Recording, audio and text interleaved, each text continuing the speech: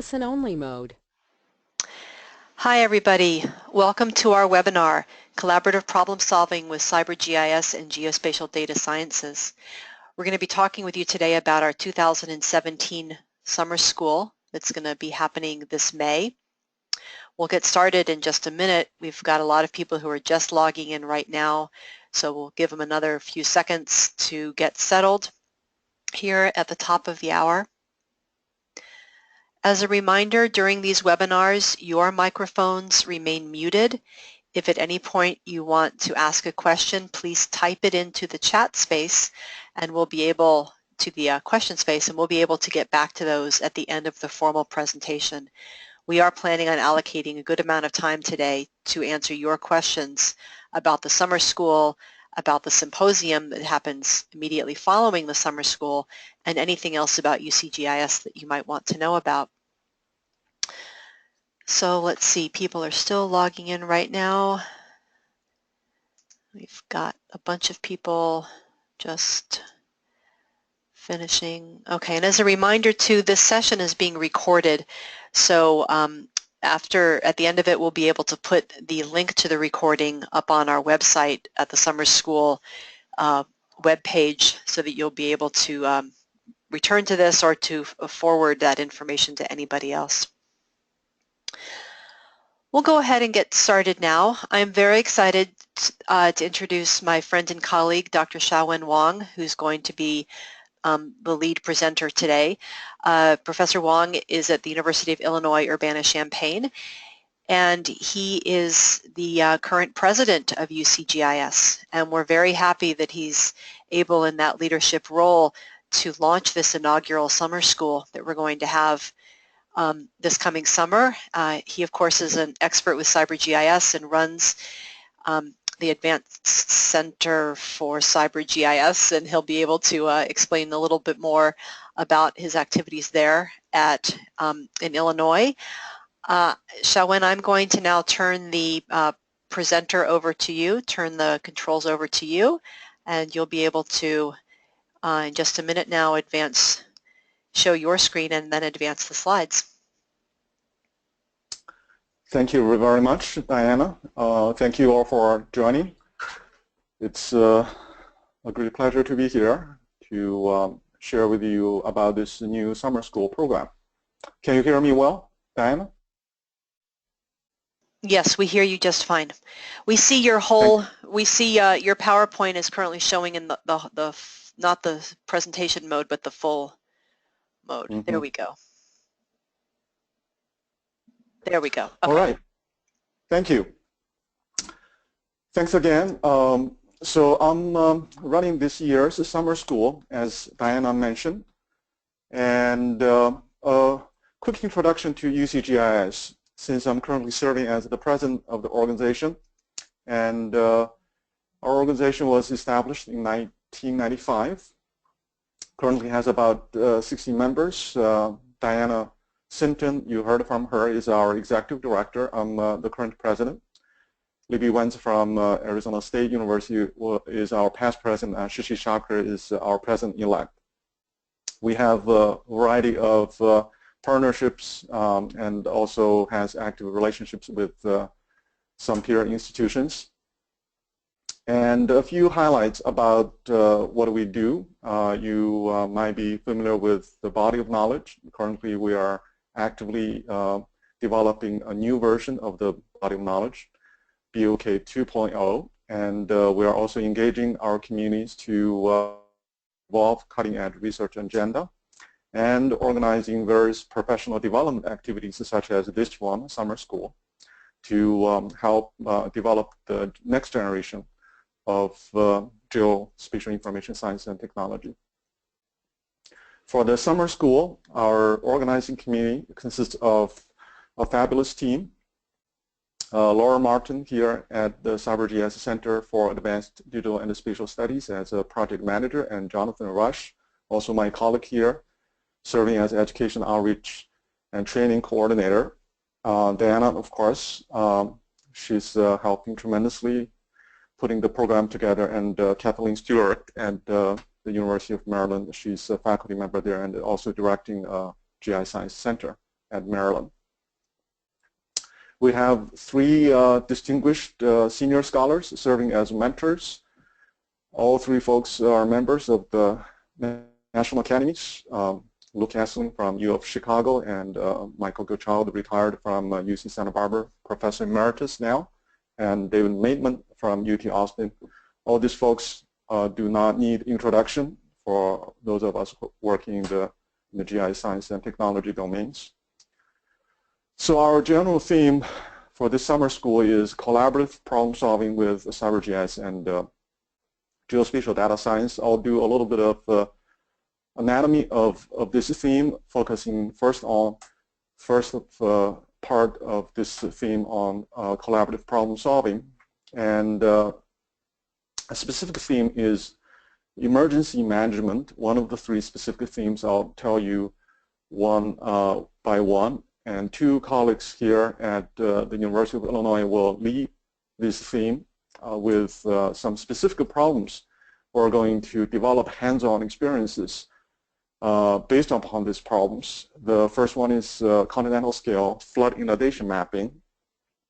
This is a general conceptual workflow. The idea is to incorporate topographic variations into large, detailed scale inundation mapping. We are working with the National Water Center as part of the National Weather Services using CyberGIS supercomputing facility here at Illinois to conduct this exercise. There are quite a few open problems we're going to formulate for the summer school attendees to solve. We're not going to solve a array of problems, but we'll formulate a couple of problems to expose to graduate students and the junior scholars.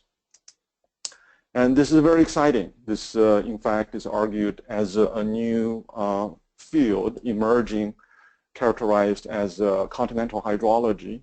And this allows very detailed representation of streams and flows, all linked together across the continental scale, and using hierarchical models from the space and also evolving across time. And we believe it's the first time such representation could be computed. And we're doing this regularly as a scientific exercise, and we hope to expose our experience to the summer school participants. Another topic is dynamic detection of radiation level change. This is a active activity from Dr. Claire Sullivan here at UIUC. She organizes, manages, and analyzes sensor network data to detect radiation level changes. And this is a very complex big data problem, geospatial big data problem for deriving knowledge, understanding risks. And this problem is complicated because the detection has to take into account, weather changes, environmental factors of different kinds. So we have very important geospatial lanes to look into this challenge. We are in the process of formulating a few problems for the summer school participants. The second theme is smart and connected community. Will serve as leads, Harvey Miller from the Ohio State University and Carisi Tierney from UIUC. And we will be focusing on understanding the interplay between cyberspace and our transportation infrastructure space to investigate urban mobility and how urban mobility is impacted by the evolution and the new development of, for instance, transportation infrastructure. And this is an example of representing the infrastructure dynamics using Twitter data. And we think a new generation of spatial data models that need to take into account the human dimension and the spatial and temporal dimensions all together. and this need to facilitate the investigations, as I was alluded to, for understanding urban mobilities, especially in the dense population urban environments.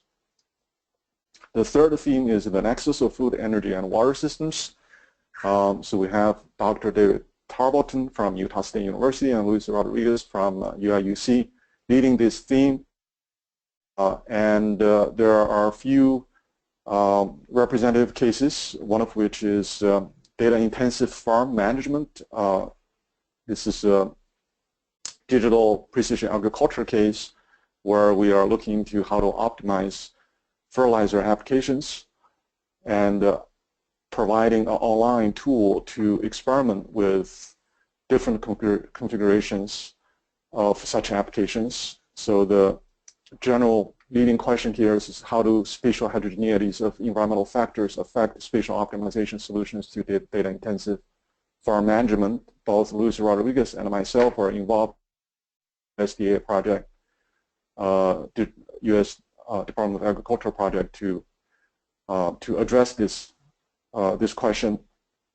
But more broadly speaking, we are also looking from the CyberGIS perspective, integrating CyberGIS with HydroShare, which is an NSF-funded hydro community project, to come up with data modeling interaction capabilities for enabling the research of food, energy, and water systems. And we are interoperating between CyberGIS and HydroShare from the software, so hardware environments, which I'll talk a bit more later, and to understand how to enable integrated modeling in this kind of interdisciplinary work.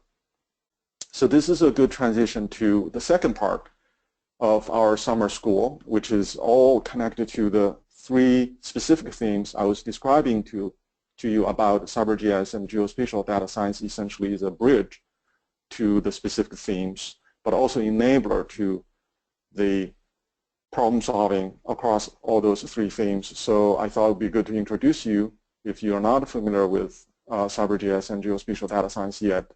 And the CyberGIS and the geospatial data science theme is going to be led by Kate Keehee from Argonne National Lab and University of Chicago.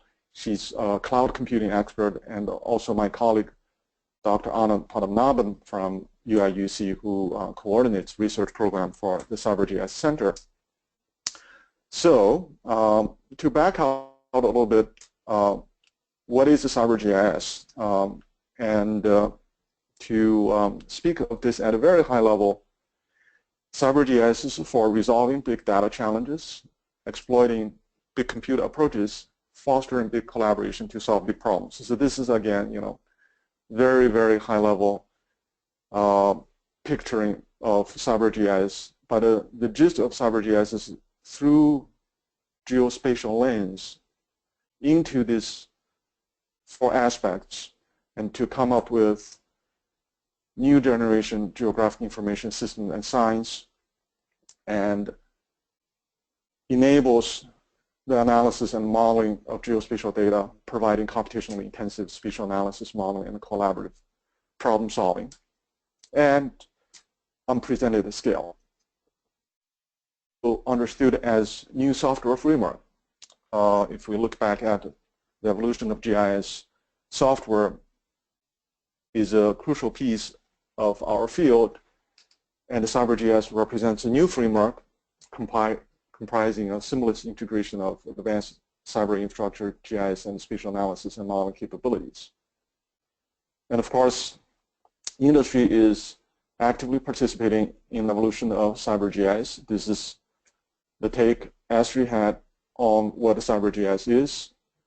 In a simple way, understands CyberGIS as a departure from GIS only as a tool at your personal computer level, and it's going online and going to cloud and becoming services and become collaborative capabilities for solving a variety of scientific and societal problems. And it's been almost a decade in terms of the literature looking at CyberGIS. The formal definition is well accepted as geospatial information science and systems based on advanced computing and cyber infrastructure. And taking my biased sample of the literature, again, you saw this is almost a decade evolution. And of course, this is linking to the fact that now CyberGIS is an interdisciplinary field combining advanced cyber infrastructure, e-science, geographic information science and systems, has a particular focus on computational and data-intensive geospatial problem solving within various research and education domains. It's a very interdisciplinary and transdisciplinary development in terms of the nature of the field. And CyberGIS is very much developed based on the advances of cyber infrastructure, and this is a picture from this well-known report NSF led and was done 2003. And if you look at this diagram, it clearly shows it's a very much a vision representing the whole is more than the sum of its parts. And you understand that now in the digital economy, cyber infrastructure is a core piece enabling this future evolution of both science, engineering, but also society and economy as a whole. Just like we used to be creating and developing other infrastructures, humankind have invented rail network, electricity, and so on. So speaking of the spirit of cyber infrastructure, CyberGIS in fact is a vision of integration cutting across high-performance computing, big data to knowledge transformation, visualization, and high-fidelity interactive visual analytics and collaborative problem solving built on top of virtual organizations. So this integration obviously has a geospatial lens as its core, intersecting across cyber infrastructure, spatial analysis and modeling, and geographic information science and systems. The summer school is going to be hosted at NCSA, which is a national center of supercomputing, and it's one of the 5 founding centers funded by NSF in the supercomputing program of NSF. And right now it's leading 2 largest NSF-funded cyber infrastructure activities. One is a supercomputing project. It's called Blue Waters, arguably the most powerful computing system for open scientific research in the US. And the other one is called Exceed. It's a national cyber infrastructure program linking supercomputing big data resources together, becoming a holistic framework for broad science and engineering communities. And the NCSA also has active industry partnership program. Over 24 partners are coming from Fortune 500 companies. One of the well-known examples, for instance, is this graphical browser was invented here at NCSA, and it was done as a piece of work by a couple of students that showed the power of this digital innovation ecosystem where you have advanced computing at the core, but in order to exploit the power of that computing, you really need an ecosystem of innovation power. And of course, students and junior researchers need to be enabled to take advantage of that innovation power. And Mosaic, as we know, started this revolution. Now the online environments and browsing specifically has $1 trillion impact, which of course it was hard to anticipate when we had the internet at the very early days that closely connected to the supercomputing power.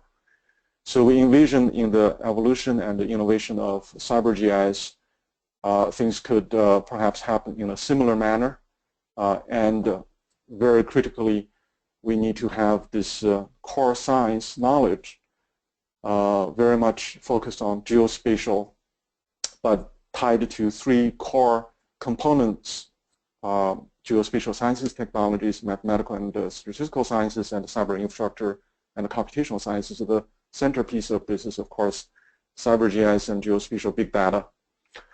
But the gist of this new emerging geospatial data science is the combination of spatial knowledge and computational knowledge at scale.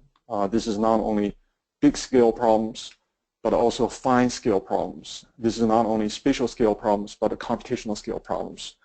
And the question is how do we synergistically combine such knowledge for various challenging scientific engineering problems I was describing to you using some examples earlier in my presentation. The three themes this summer school is going to be focusing on.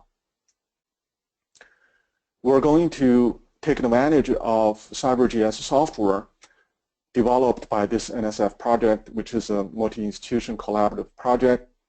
Some of folks I already mentioned will be contributing to the summer school as part of this project. And of course, the excitement is very much about next generation geospatial discovery that is going to be or has been in the recent decade data and computing intensive. And this is a new generation discovery because the conventional GIS approaches are not going to offer the solutions we need to accomplish this and pursue this new generation discovery in the geospatial, broad geospatial context. So that's some specific examples for such a discovery. USGS in particular, the three-dimensional elevation program is producing LiDAR, laser reflection-based topographic data sets. Again, this is widely used for the current generation topographic data sets. National elevation data, as we know, is used for many, many application domains, the science domains. Now we're going to be much higher resolution because of this scanning technologies, and the data is going to be, at the current stage, a huge challenge because it's tens of petabytes raw data coming out of this program need to be provisioned to broad science communities, and there are lots of applications, including some of the examples I mentioned earlier. The question is, how do we get this data organized, managed, accessed, analyzed, visualized, distributed to various science communities? So we have an ongoing effort in collaboration with USGS. The project is called TopoLens, and it's built on top of the CyberGIS software environment as a CyberGIS application. And in the summer school, we will explore this kind of capability and understand how to work with such big data for friendly access, but also meaningful analysis. And the hardware is important to enable the software I was describing, and this is the computing system innovation driven by CyberGIS, developed in the software and also in the application side. And we see the hardware now is in operation called Roger, requires not only the traditional high-performance computing-based modeling work, but also the big data analytical work, which is very important to CyberGIS-enabled applications, and also the interactive workflow we all are familiar with from the conventional GIS capabilities. For instance, you do map-based analysis and visualization, you would expect your analytical services to be interactive. That is actually a very difficult requirement for conventional high-performance computing systems, because those systems are oftentimes based on queuing job submissions. So we are integrating these three capabilities, high-performance computing, big data analytics, such as based on Hadoop and Spark, and also the cloud services for interactive workflows, into a single integrated CyberGIS supercomputing environment. But data-driven is a major piece of this system, including about 6 petabytes raw data storage environment, and also a big component of that is solid-state drives for fast data transferred and access in this environment. And we have currently about 30 science teams, as well as services for classroom and training use, taking advantage of ROGER, standing for Resourcing Open Geospatial Education and Research. This is an NSF-funded major research instrumentation project.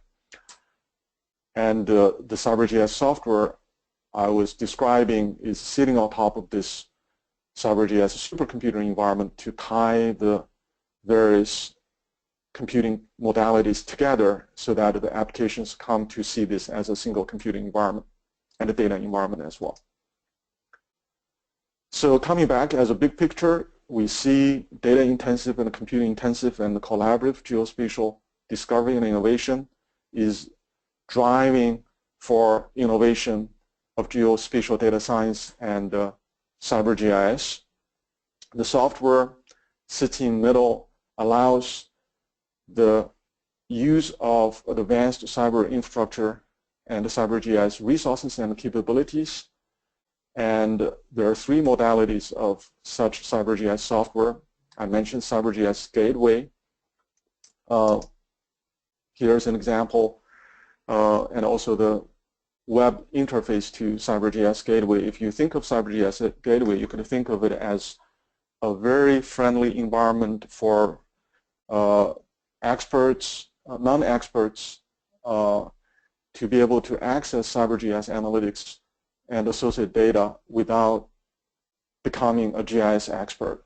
So the idea here is it's very much customized into a variety of applications. I'm showing here a list. Different from conventional GIS, you would need to know a very deep stack of GIS technical knowledge in order to work with the GIS, whereas here different applications are tailored to different domains in which you do not need to be exposed to deep stack of GIS knowledge to solve your domain problems. So it's meant to be used by a large number of users simultaneously, and because of the power of CyberGIS and the cyber infrastructure, such customization is possible. As opposed to in the traditional GIS, you would not have the back-end power to enable this customization. And this is, of course, having a global user community largely focusing on open scientific research and education, because it's really easy to register. If you go back, the bottom of this slide shows the URLs you could go on, and you could also register at the top right corner of the online environment, the browser environment. You would be able to very quickly get access to this environment to play with different applications of the CyberGIS Gateway. But another important modality of CyberGIS software is this parallel and scalable codes. As we see parallel scalable computing environments become the mainstream now of computing, and increasingly dominating, becoming a dominating source of scientific computing. In particular, we need the future GIS and spatial analysis algorithms to be able to take advantage of such parallel and scalable computing environments. So you need to have native parallel and scalable algorithms to be developed, and this is a community effort and open source to foster that development.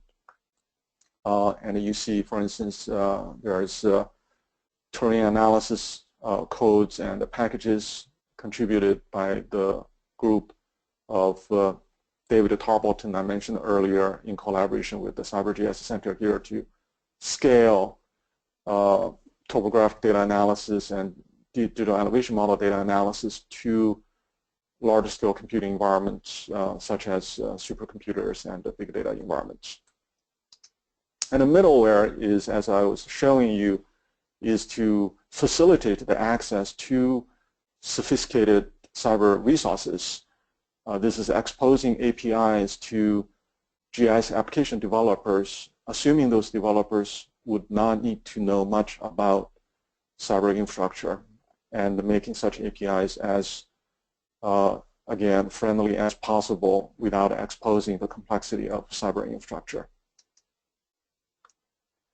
I was telling you about technical aspects of CyberGIS, both from software and hardware point of view, computing system point of view, but of course CyberGIS as a field has a scientific dimension, as I was alluded to earlier, focusing on integration of not only the science of geospatial big data, science of geographic information, but also science of computation and complex systems. And we think this is extremely exciting as we are facing a number of grand challenge problems in science and engineering, and this integration could offer important key to the solutions to those problems. And of course, we would need to resolve the scalability challenges both from the spatial realm as well as from the computational realm. And to establish such integration framework requires new thinking of reliability and reproducibility of scientific results and workflows, and interoperability, as well as, for instance, an example between HydroShare and CyberGIS, two very different cyber environments but have complementary capabilities, how to bring them together for solving complex problems. So in the summer school, we will be using CyberGIS-Jupyter, which is a notebook environment. This, again, is developed and evolving to provide reproducibility support for scientific codes and visualizations. We will be creating CyberGIS-Jupyter notebooks for summer school participants to share with each other their algorithms, their scientific workflows, and after the summer school, some of the best notebooks will also be available to be shared with the broad science communities. Again, thanks to the advances of CyberGIS, both from the software, hardware, and application point of view, we're now at a point to be able to share in this fashion and to be able to support collaborative problem solving as this summer school is going to achieve.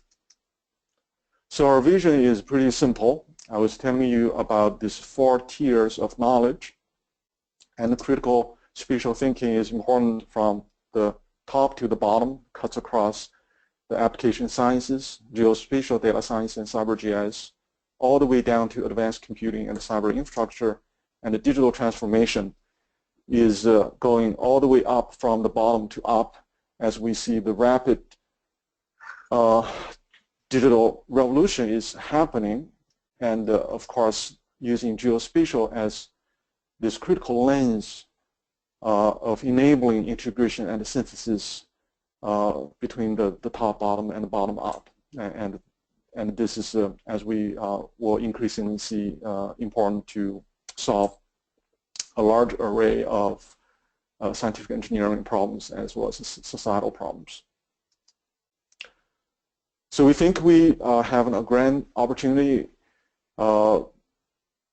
in just the horizon we see we should have taken advantage of and should work together, and this is extremely exciting in terms of revolutionizing discovery and innovation across many fields through synergistically advancing CyberGIS and geospatial inspired computing and data sciences.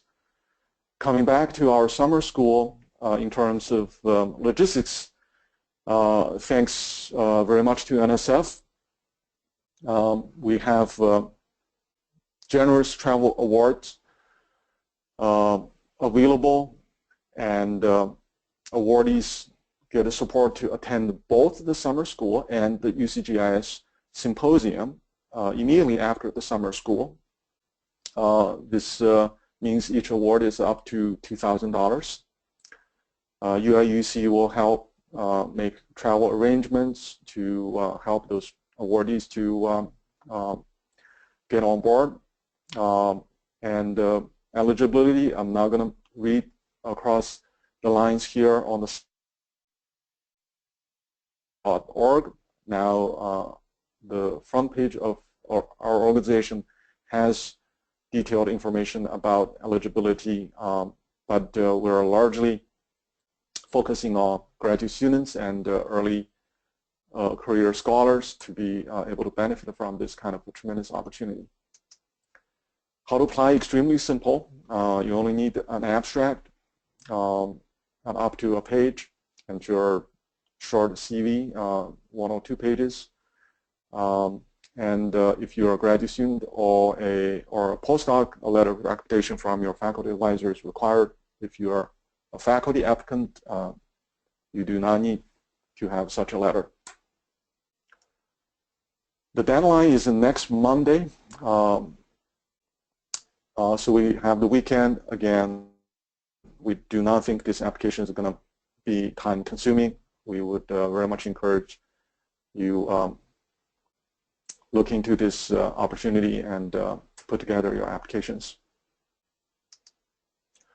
As I mentioned, we've got support from National Science Foundation tied to multiple awards, and I also mentioned some examples of our problem solving tied to both U.S. Department of Agriculture, USDA, and U.S. Geological Survey funded activities.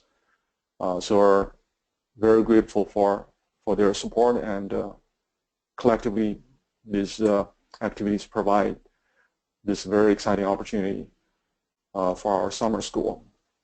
So we expect a good crowd coming to the University of Illinois Urbana-Champaign and coming to the CyberGIS Center and NCSA, and we very much look forward to your applications.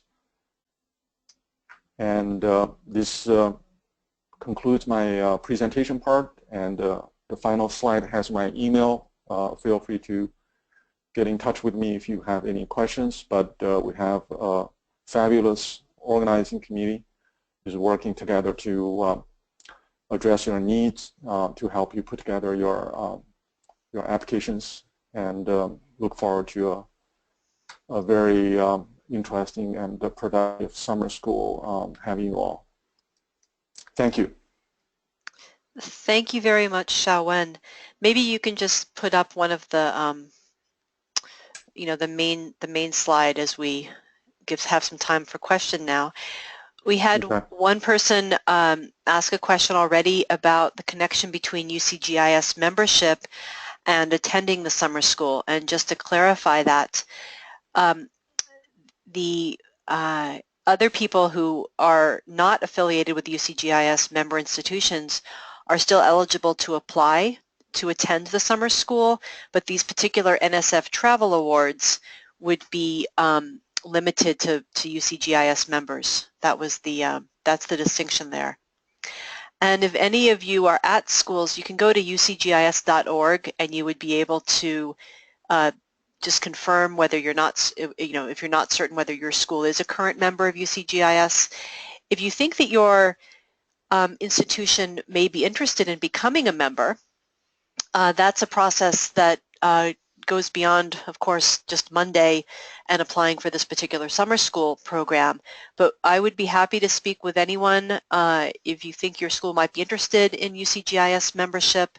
We have, we're a 22-year-old nonprofit organization and have, aimed to be the lead academic GI science organization for higher education. We have a membership committee chair who would be happy to talk with anyone at your institution about possible membership.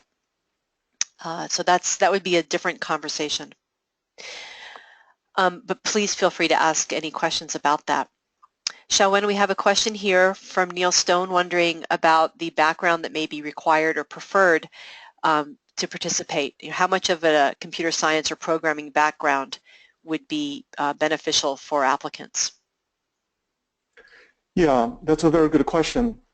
So we expect multidisciplinary backgrounds in terms of our participants. Some technical skills are desirable in programming. particularly, but not necessarily required with a specific degree of proficiency, because the ecosystem of CyberGIS and geospatial data science is pretty broad. Folks could come from applied side and could also come from more GI science core kind of research angles.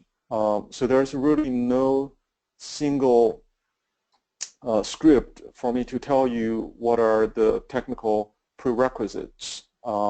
In general, we would expect you to, especially for graduate students, to be familiar with one programming language. It could be Python, could be C, could be Java. So you have basic knowledge of this computational thinking. You are able to think in terms of algorithms and also spatial representations, data models. So all of this are very helpful in order for you to maximize your learning at the summer school. That sounds good. Xiaowen, could you maybe say something about the way that the days during the summer school would work out? What would be, what kind of activities happen over the course of that week in Illinois?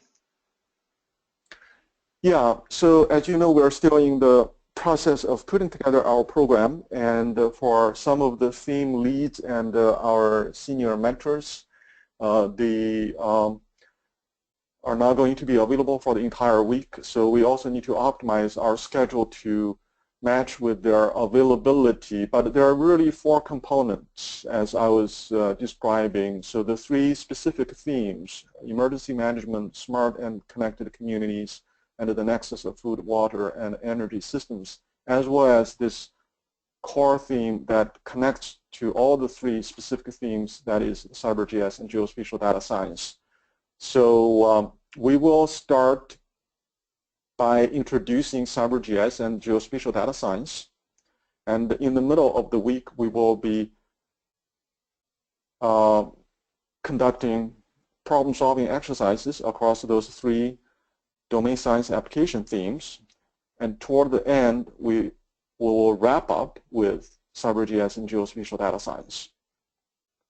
So that is our high-level framework of putting all these four pieces together in the week. But in terms of the specific exercises, problem-solving experiments, we hope to have as much hands-on coverage as possible.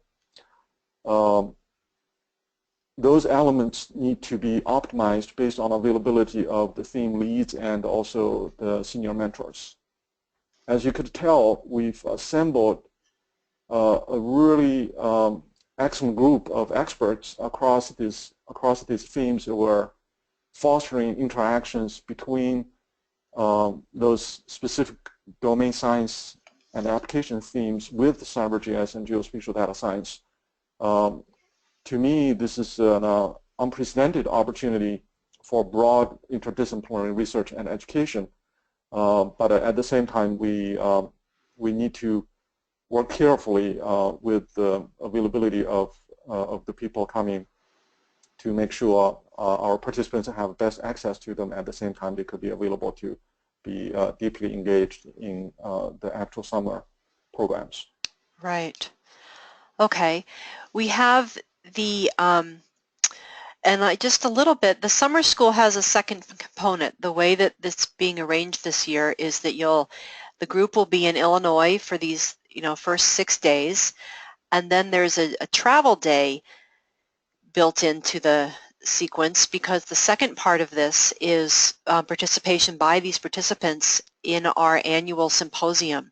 Our symposium is our organization's annual meeting where faculty and scholars and graduate students get together and explore different GI science topics. This year, the idea of collaborative problem solving enabled by CyberGIS is a theme that we're developing. So the group would be traveling to Washington, D.C. So the first 6 days are in Illinois, then we've got a travel day, and then the group will be getting together again in Washington, D.C. Our symposium is a 3-day event, 2.5-day event, plus we've got a day of workshops that the symposium, or I'm sorry, that the summer school participants would be involved with, and then although that schedule is still being finalized as well, participants would be sharing with the symposium attendees about the work they had done the previous week. So it's a two-part activity. Our symposium, if any, some of you might have been to this before, it's typically 100 to 125 people. It's a small group, but a lot of powerful thinkers in GI science. A great opportunity to network with leading scholars in this field. The way that someone has asked some questions about mechanics, these travel grants will be used to defray the expenses that are incurred with this. In Illinois, the CyberGIS Center the group will be together in a hotel. You'll have hotel reservations that will be made for you in Illinois, and then likewise in Washington, D.C. So that would be sorted out as a collection of group reservations, and there would be meals. Not every dinner would be provided, but certainly we're sorting it out right now so that breakfasts and lunches and other breaks will be provided. So those are the types of things that the travel grant is going to allow us to cover for this. So if anyone has other questions about the logistics of this.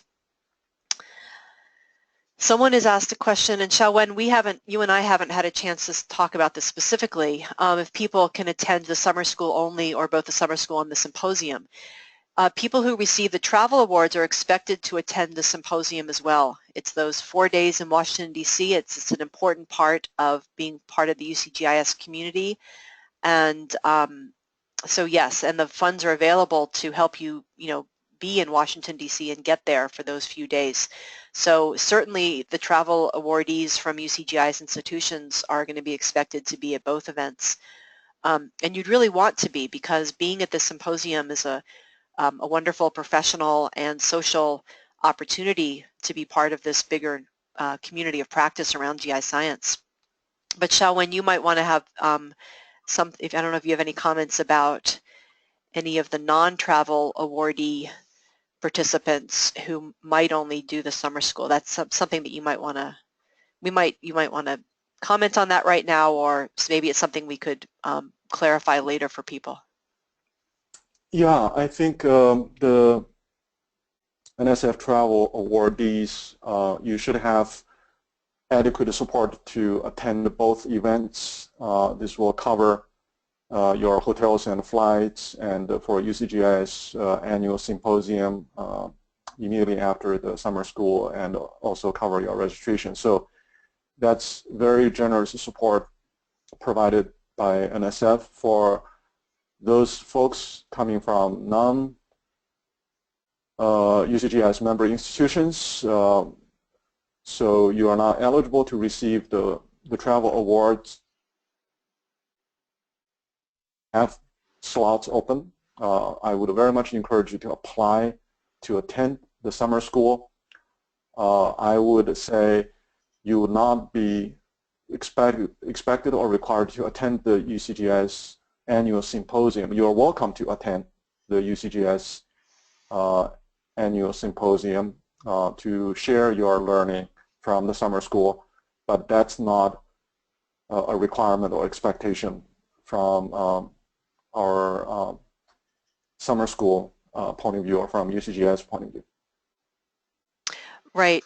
If you were to be interested in attending the symposium as a student, we always have a discounted student registration rate. It hasn't been finalized this year, but it's going to be in the neighborhood of $250 to attend the symposium as a student.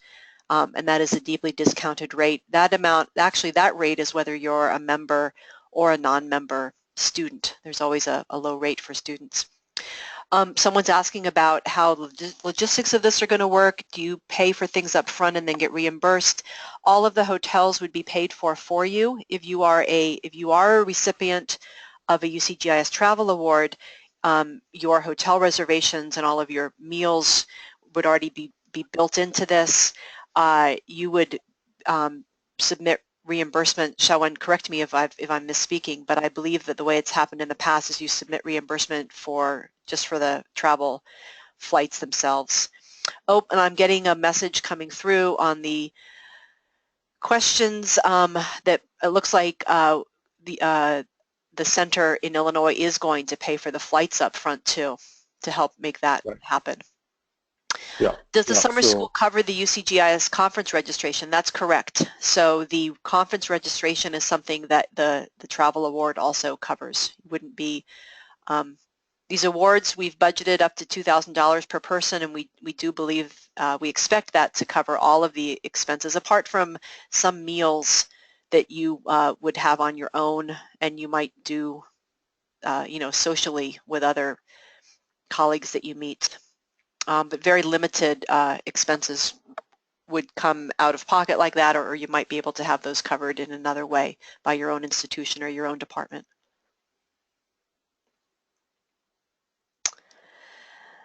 Any other questions that people might have? The deadline to apply is to attend is Monday. We're glad we were able to announce or to offer this relatively, we recognize, last-minute information session. The application process is the abstract, as it's up here on the screen right now, the abstract and the letter and the brief CV.